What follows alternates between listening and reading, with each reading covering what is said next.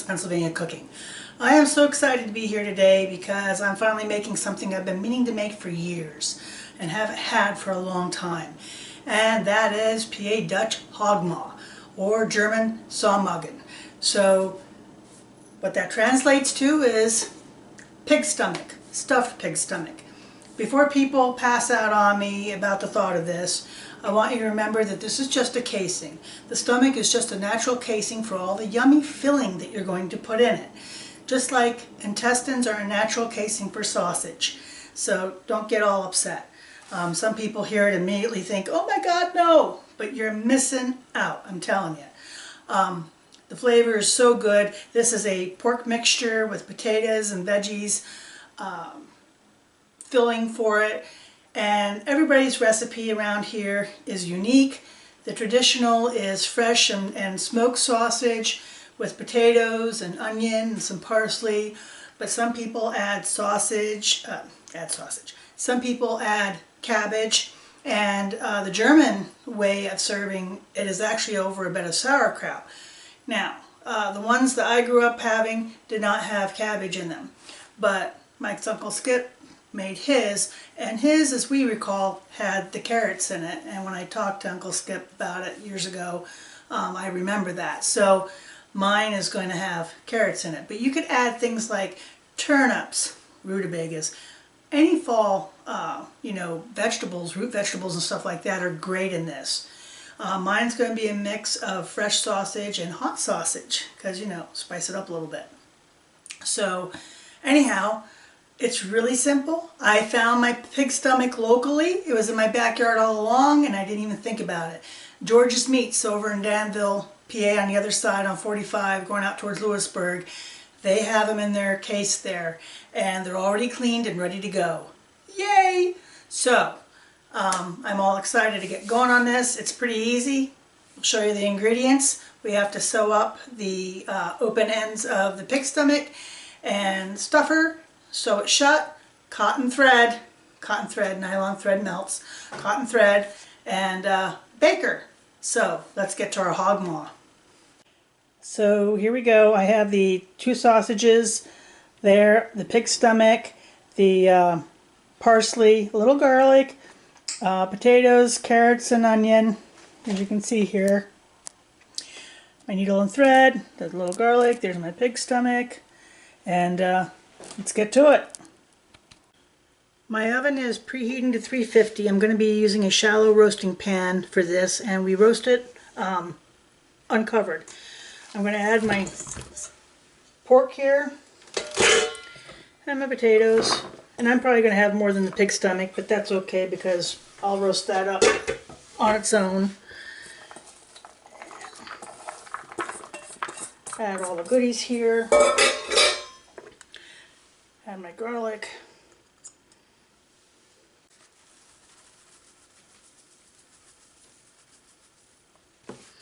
Okay. I can't even tell you quite how much that is, but it's, I don't know, like 3, 4. This is a lot. I know this is going to be more than that goes in the stomach, but say that was like probably 3 to 4 tablespoons. We're going to mix that all up. I'm going to throw in a dash of salt, and I'm going to mix this all up good, and then we're going to get our casing ready.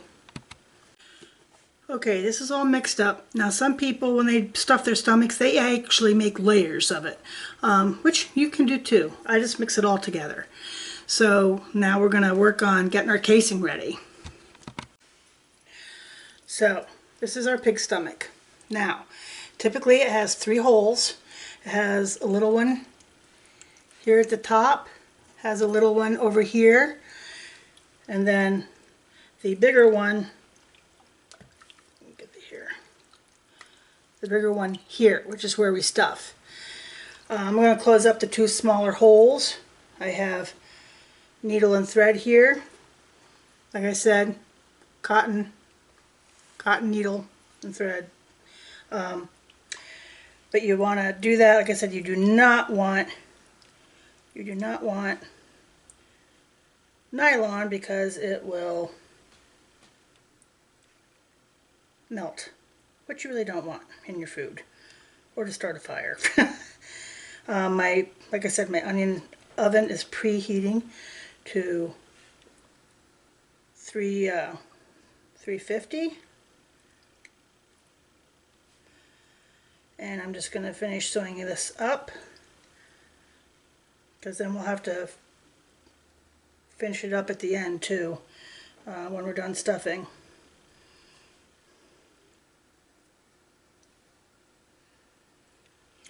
And that one is sewn up. So believe it or not, I pretty much got all of it in. Make sure you fill all the spaces, but don't overstuff. You don't want to break it.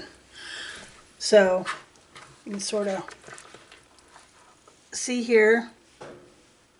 I have one little tear here that I'm going to sew shut, and then I'm going to sew the top shut, and we're going to get this roasting. She's all sewn up, so she's ready to go in the roasting pan.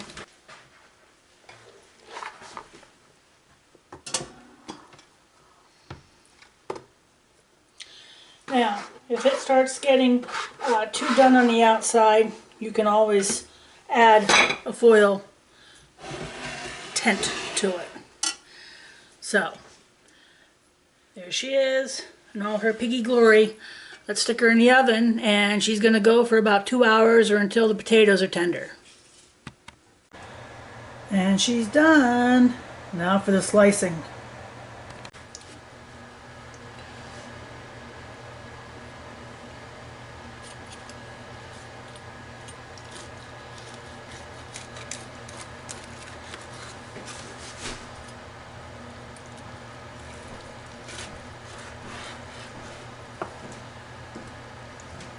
And there she is. Look at all the goodies.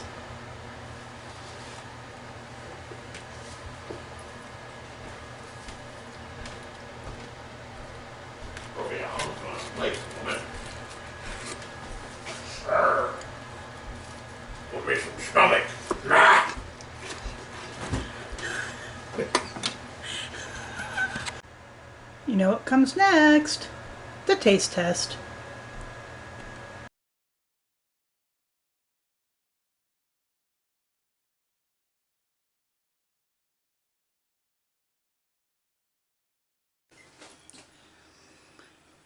Here she is on the plate. Some people like the crisped up stomach, sort of like bacon, or, you know, crunchy, yummy casing, sort of like the skin on a turkey. So that was about 2 hours at 350. Probably go a little bit more. Potatoes are okay, but they could, some of them are okay, some of them need a little bit more. Meat's done. That was my big concern.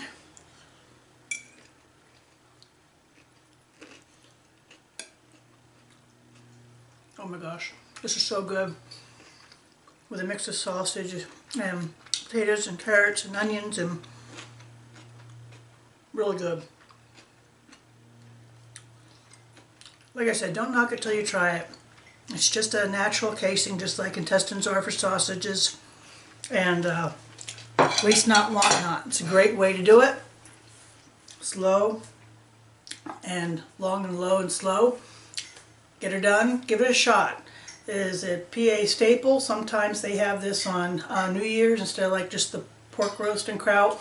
They'll do the hog maw with kraut, same thing. Give it a shot. It's really good, and it lends such good flavor throughout all of it. Oh yeah, like Mike just said, Shady Maple down there has it on their buffet, so if you want to give it a try. And the fillings are totally customizable. Like I said, whatever you want to put in them. This is just what we like in ours, but you could add things like turnips or squash. Some people I've seen put filling in. It's all up to you, but this is the core of what it is. So give it a shot. Enjoy.